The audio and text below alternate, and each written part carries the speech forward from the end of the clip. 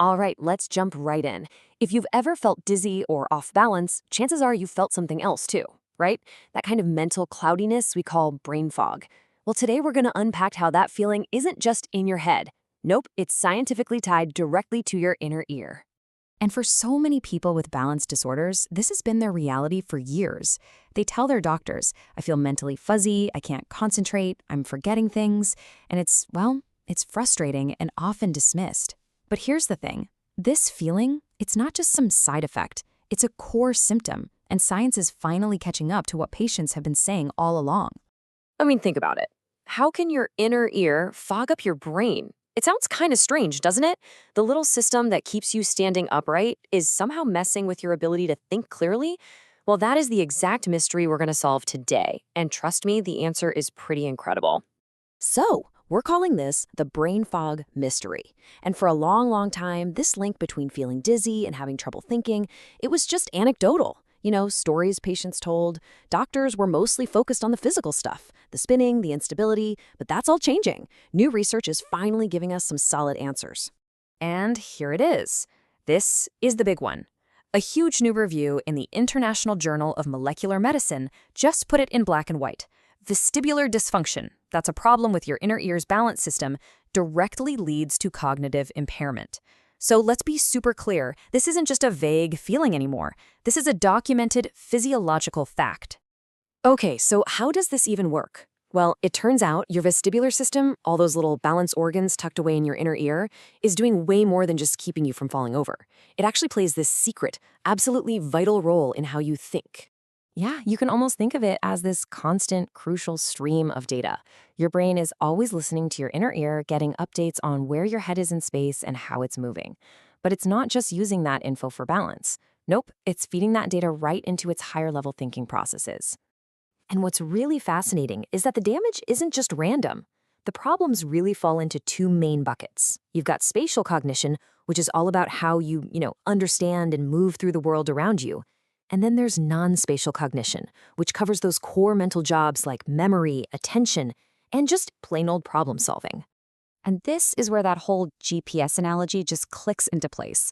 When your brain is trying to build a mental map, like remembering how to get to the grocery store, it relies on your vestibular system for those you are here pings. So what happens when that internal GPS goes on the fritz? Well, your ability to navigate your world, both physically and mentally, it just starts to fall apart. All right, let's get down to the nitty-gritty. How exactly does a wonky inner ear lead to brain fog? Researchers have basically zeroed in on three main culprits. 3 ways dizziness literally drains your brain. First up, it's a hardware problem. You've got these data pathways running from your inner ear straight to your hippocampus, which is basically the memory center of your brain. When those pathways get damaged, it's like having a frayed electrical wire. And over time, this poor signal quality can cause the hippocampus to physically shrink. I mean, that is a direct structural change happening inside your brain.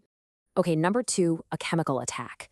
Think about it. Feeling constantly unstable and off balance puts your body's stress system on permanent high alert. This means your brain gets flooded with the stress hormone cortisol. And cortisol, it's basically toxic to the exact cells in the hippocampus you need to form new memories. It's just relentlessly damaging them. And the third culprit? It's really just a simple problem of brain power.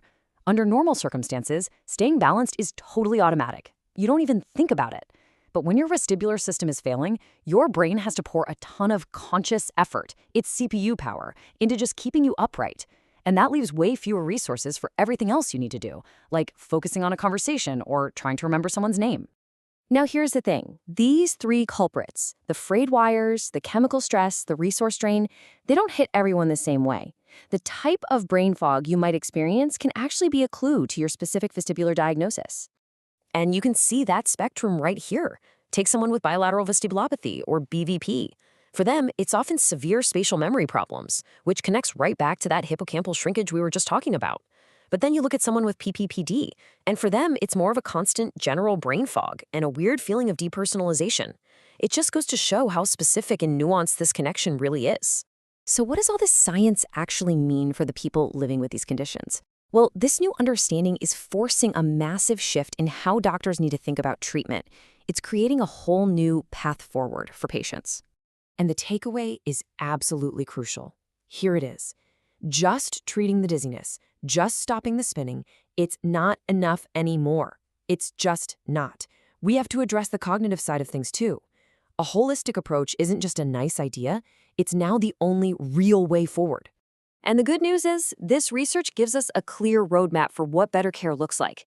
First, clinicians have to recognize the link. Step 2, they need to assess both the physical symptoms and the cognitive ones.